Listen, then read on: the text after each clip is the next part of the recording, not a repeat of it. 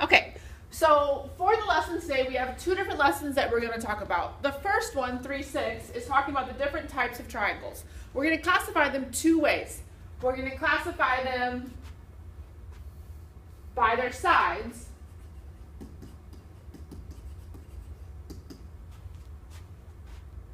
and we're also going to classify them by their angles.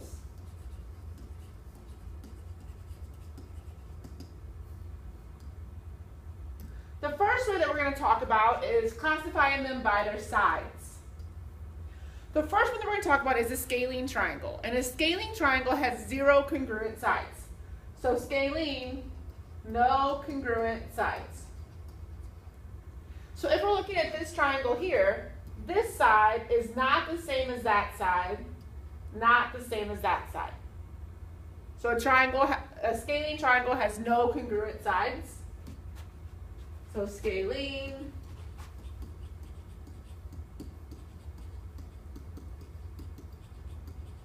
no congruent sides. The second type that we're going to talk about is an isosceles triangle. An isosceles triangle has 2 congruent sides.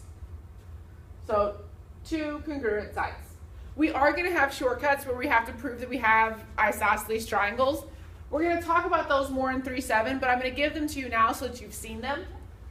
The first one is isosceles implies 2 congruent sides. And since it's a definition, I can flip-flop that, and 2 congruent sides implies isosceles. Sometimes I use the shortcut isosceles implies, and then I'll just draw it, and I'll do that, or 2 congruent sides implies isosceles. Any of those are fine. So I'll give you a second to put those into your shortcut sheet.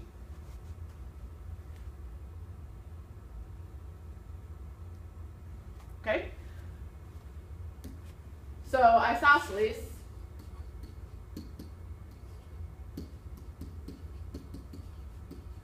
has 2 congruent sides. The isosceles triangle has different parts that get named. And what I mean by that is, if I'm looking at this isosceles triangle here, the 2 congruent sides of your isosceles triangle are called the legs. So those are the legs of the triangle. And that third side, the side that's not congruent, is called the base. You don't have to have the base on the bottom. The base can be on either side, or it can be on the top, depending on how your triangle is rotated. So I can have the base here, and these are the legs.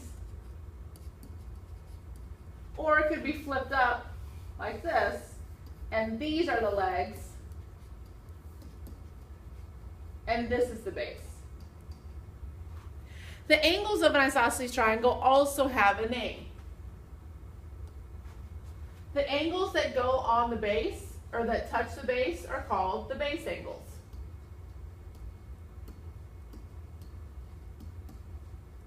And the angle that's opposite the base, here, is called the vertex angle.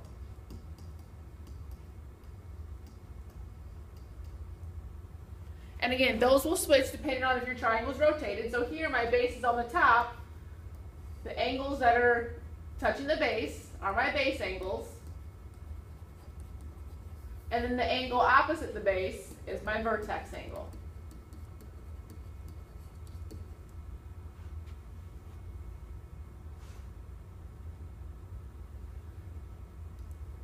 The third triangle that we're going to talk about, classified by its sides, is called the equilateral triangle. You can kind of see the word equal in here, although it's misspelled. Equilateral triangle, all 3 sides are congruent.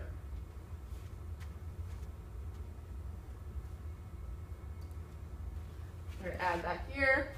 So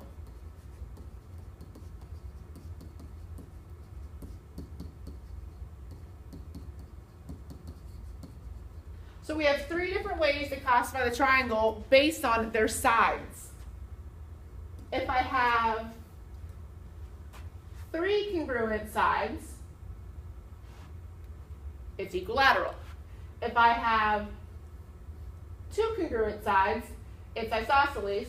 I can't draw any horizontal lines with the S, and there's no congruent sides with the scalene triangle.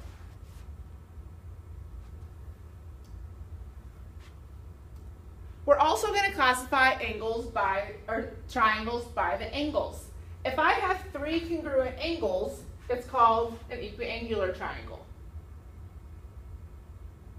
And yes, an equiangular triangle is the same thing as an equilateral triangle, and we're going to talk about that a little bit later as well. We're going to add that by the angles.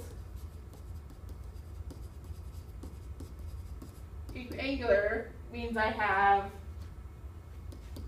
three congruent angles. An acute triangle is if all of my angles are acute. And remember, the acute triangles are your little ones acute, they're less than 90 degrees. So all of the angles of an acute triangle are less than 90 degrees.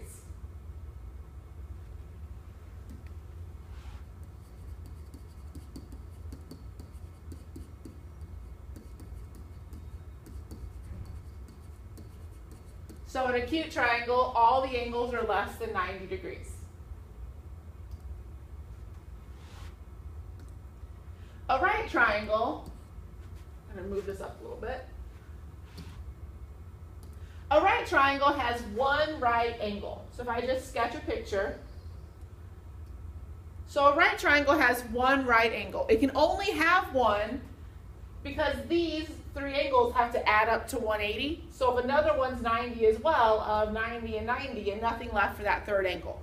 So a right triangle has one right angle. And again, the sides have names with the right triangle also. The side that's across from the right angle is called your hypotenuse. The hypotenuse is always your longest side. The other two sides are called the legs. The legs of a right triangle do not have to be congruent like they do on the isosceles triangle. You can have right triangles where they are congruent, or you can have right triangles where they're not.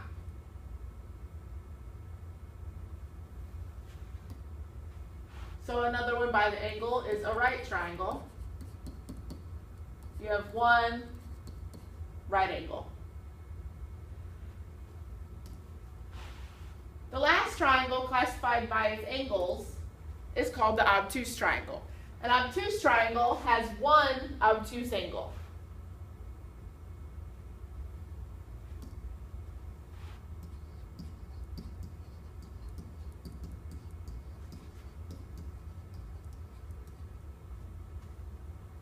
I would recommend putting that into your notes.